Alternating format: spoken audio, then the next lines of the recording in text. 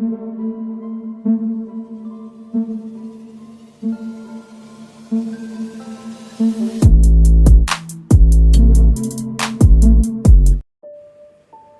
दोस्तों, scary story official में आप सबका स्वागत है। आज की कहानी की तरफ बढ़ने से पहले चैनल को सब्सक्राइब कर लीजिए और अगर कहानी अच्छी लगती है तो प्लीज़ लाइक एंड कमेंट करना मत भूलिएगा। तो देर नहीं करेंगे, आज कहानी की तरफ बढ़ेंगे। सॉरी अगर कुछ प्रॉब्लम होती है क्योंकि तबीयत कुछ ठीक नहीं है और कल भी कहानी नहीं आ पाई थी, इसलिए आज मैं कहानी सुना रही हूँ। और पेंडिंग में बहुत सी कहानियाँ हैं। आप लोगों को अगर प्रॉब्लम ना हो तो मैं धीरे धीरे सारी कहानियाँ सुनाऊंगी, लेकिन अभी आप लोग नाराज़ मत होइएगा मुझसे। अभी मौसम थोड़ा चेंज हो रहा है इसलिए तबीयत ठीक नहीं है। तो आज की कहानी मयंक और लक्ष्मी की है। ये दोनों अभी अभी शादी करके सेटल हुए हैं और बहुत खुश हैं। एक ही कंपनी में जॉब करते हैं और घर वाले गांव में रहते हैं। महीने में या 2 महीने में इनका गांव आना जाना हो जाता है। कोई प्रॉब्लम नहीं है। अभी 2 महीने ही शादी के हुए हैं। तो घर वालों से इन्होंने पूछा कि मम्मी पापा, मैं कुछ दिनों के लिए लक्ष्मी को घुमाने ले जाना चाहता हूँ। तो घर वालों ने भी परमिशन दे दी कि भाई ठीक है, जाओ, दोनों लोग घूम कर आओ और अच्छे से एंजॉय करना, कोई प्रॉब्लम नहीं है। अब मयंक लक्ष्मी से बोलता है कि ठीक है, हम लोग अपना पैकिंग कर लेते हैं और 2-3 दिन की छुट्टियां ऑफिस से मिलेंगी और उन छुट्टियों में हम लोग बाहर घूमने चलेंगे। अब लक्ष्मी भी बड़ी खुश थी कि चलो अच्छा है, बहुत दिनों बाद हम लोगों को घूमने का मौका मिल रहा है। वैसे ऑफिस से जल्दी छुट्टी मिलती नहीं है। तो 4 दिन की छुट्टी इनको मिली थी और ये दोनों अपनी ही कार से फाइनली एक दिन निकल पड़ते हैं। सारा सामान गाड़ी में रख लिया था और बहुत खुश थे कि गाड़ी से चलेंगे, रास्ते भर एंजॉय करेंगे, खूब मज़े करेंगे। अब वहाँ से निकलते हैं, निकलते निकलते इन्हें रात हो जाती है। इन्हें जाना था यूपी से उत्तराखंड। अब उत्तराखंड की दूरी तो बहुत ज़्यादा है, तो इन्होंने सोचा था कि बीच में 2-4 जगह रुक लेंगे और खाना भी बाहर ही खा लेंगे। तो घर से कुछ भी लेकर नहीं चले थे ये। रास्ते में एक ढाबा मिलता है, वहाँ पर गाड़ी रोकते हैं और ये लोग खाना वाना खा करके फिर चल देते हैं। ड्राइविंग लक्ष्मी को भी आती थी, तो इन दोनों ने सोचा था कि बीच बीच में ब्रेक लेकर के दोनों लोग ड्राइविंग करेंगे और समय से पहुँच जाएंगे। अब यही होता है, ये लोगों ने सोचा था कि दूसरे दिन सुबह तो पहुँच ही जाएंगे, अगर आराम से भी चलेंगे तो भी सुबह पहुँच जाएंगे हम लोग। रात भर गाड़ी चलाते हैं और वही लगभग रात को 3 बजे एक जगह पर इनकी गाड़ी ख़राब होती है और वो जगह हाईवे था और अगल बगल एकदम जंगल। वहाँ कुछ समझ नहीं आ रहा था क्योंकि लाइटें भी नहीं चल रही थी। बात बहुत पुरानी है, तो वहाँ पर लाइटें भी नहीं चल रही थी। अभी इन दोनों ने सोचा कि हम दोनों ही हैं, अगर यहाँ पर चोर डकैत आ गए तो हम दोनों क्या करेंगे।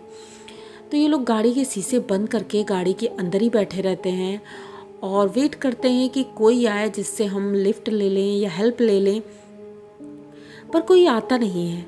थोड़ी देर बाद जब 2 घंटे हो जाते हैं उनको वहाँ बैठे बैठे, लक्ष्मी तो सोने भी लगी थी, उसके बाद एक आदमी दिखाई पड़ता है जो पैदल पैदल आ रहा था।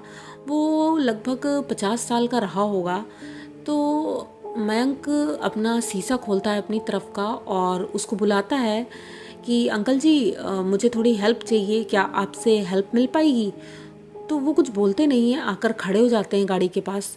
तो ये पूछता है कि अंकल जी, यहाँ कोई मैकेनिक होगा क्या, क्योंकि हमारी गाड़ी ख़राब है और 2 घंटे से हम लोग यहाँ फंसे हुए हैं। तो वो कहते हैं हाँ ठीक है, यहाँ से थोड़ा आगे जा कर के एक मैकेनिक की शॉप है, लेकिन अभी खुली होगी ये कुछ पक्का नहीं है। वैसे वो रात में खोलता है, लेकिन आप लोग जाकर देख लो।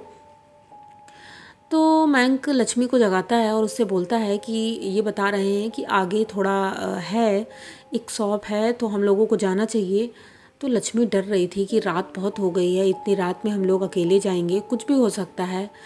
तो मयंक कहता है लेकिन अब गाड़ी में बैठे रहने से बेहतर है कि हम लोग चले वहाँ पर। तो मयंक गाड़ी से उतरता है, लक्ष्मी को भी उतारता है और वहाँ पास में ही 1-2 डंडे पड़े हुए थे, वो डंडे उठा लेते हैं सेफ्टी के लिए कि जंगली जानवर ना आ जाए।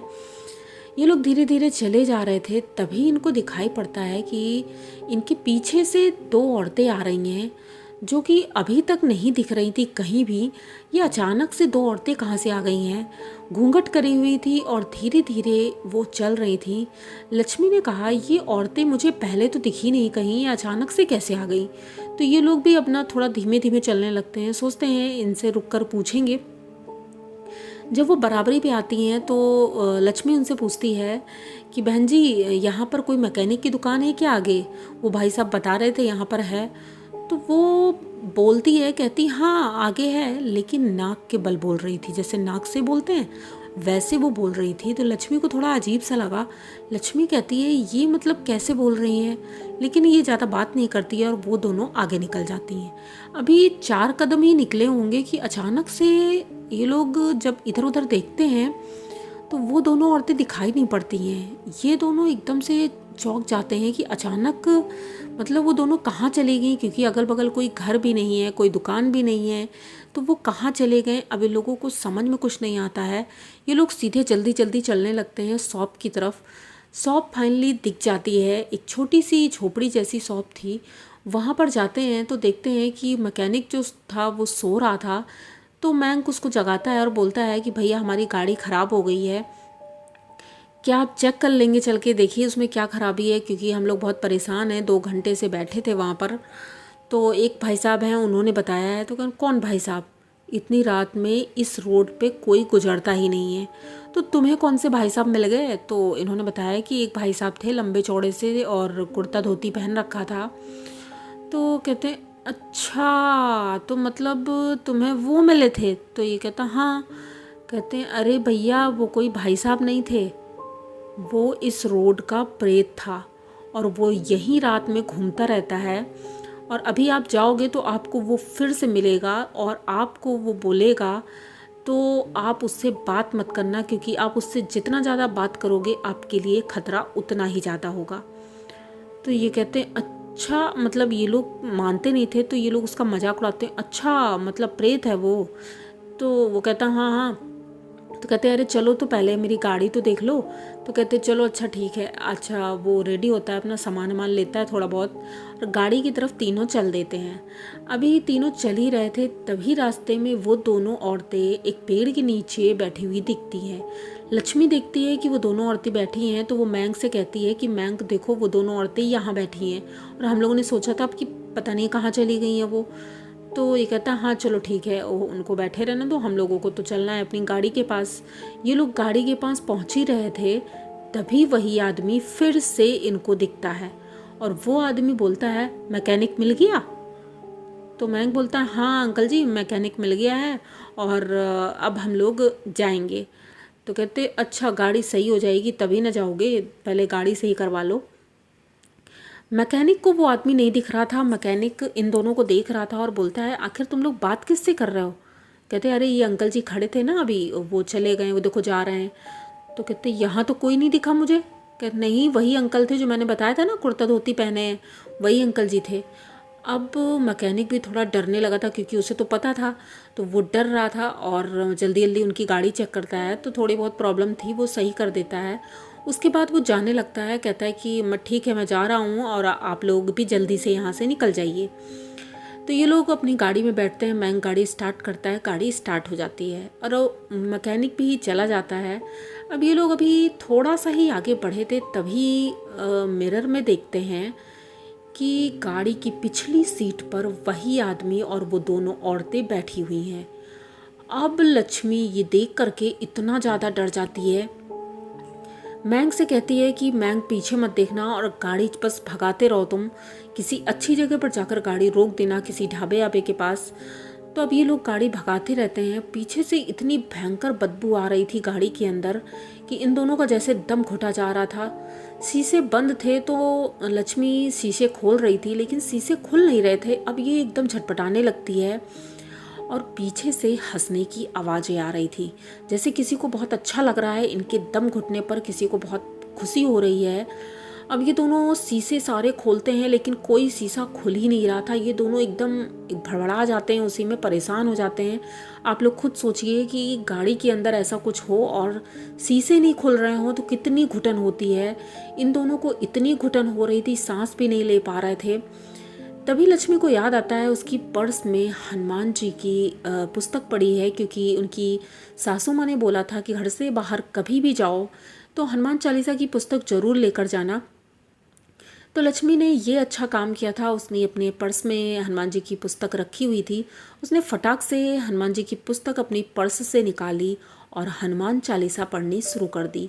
जैसे ही उसने हनुमान चालीसा पढ़नी शुरू की, गाड़ी के शीशे अपने आप खुल गए और जब पीछे मुड़कर देखा तो वो तीनों वहाँ थे ही नहीं। ये देख करके लक्ष्मी भगवान को शुक्रिया अदा करती है और मयंक से कहती है कि अब तुम गाड़ी भगा लो यहाँ से। ये लोग इतनी स्पीड में गाड़ी चलाते हैं, रोड एकदम खाली थी और वहाँ से लगभग 5 किलोमीटर बाद एक ढाबा मिला था। उस ढाबे पे ये लोग रुकते हैं और वहाँ पर रुकने के बाद थोड़ा चाय नाश्ता करते हैं। तो ढाबा वाला पूछता है कि क्या बात है भाई साहब, आप लोग परेशान क्यों हैं? तो वो बताते हैं पूरी कहानी कि हमारे साथ क्या हुआ है। तो वो बताते हैं कि इस रोड पर अक्सर रात में ये घटनाएं देखने को मिलती हैं और कई एक्सीडेंट होते हैं और इस एक्सीडेंट की वजह से बहुत सी मौतें भी हुई हैं, इसलिए इस रोड को हॉन्टेड बोला जाता है। और यहाँ पर रात को जल्दी कोई गुजरता नहीं, आपको भी कोई गाड़ी मिली नहीं होगी। लोग या तो इस रोड के पहले ही किसी ढाबे में रुक जाते हैं या फिर सुबह ही निकलते हैं, या इससे इस साइड के लोग भी रुक जाते हैं, लेकिन बीच का ये सफ़र कभी करते ही नहीं है क्योंकि ये रोड हॉन्टेड है। और आप लोग अच्छा हुआ कि बच गए हैं और अब इधर से रात को कभी मत गुजरिएगा क्योंकि रात को ऐसी घटनाएं अक्सर होती रहती हैं। तो लक्ष्मी और मयंक ये सुन कर के बहुत ज़्यादा डर जाते हैं। तो वहाँ से सीधे ये लोग अपनी डेस्टिनी की तरफ बढ़ जाते हैं और 3-4 दिन गुजरने के बाद वो लोग दिन के समय ही उस रास्ते को क्रॉस करते हैं और अच्छे से घर पहुँच जाते हैं। लेकिन ये वाक़या ये लोग भूल नहीं पाते हैं क्योंकि बहुत ही भयानक था ये। तो ये कहानी आप लोगों को कैसी लगी? अगर अच्छी लगी हो तो प्लीज़ चैनल को सब्सक्राइब करिए, लाइक कमेंट करिए, शेयर करिए और सपोर्ट ज़रूर करिए क्योंकि सपोर्ट की बहुत ज़रूरत है। तो मिलते हैं फिर किसी नई कहानी में, तब तक के लिए डरते रहिए।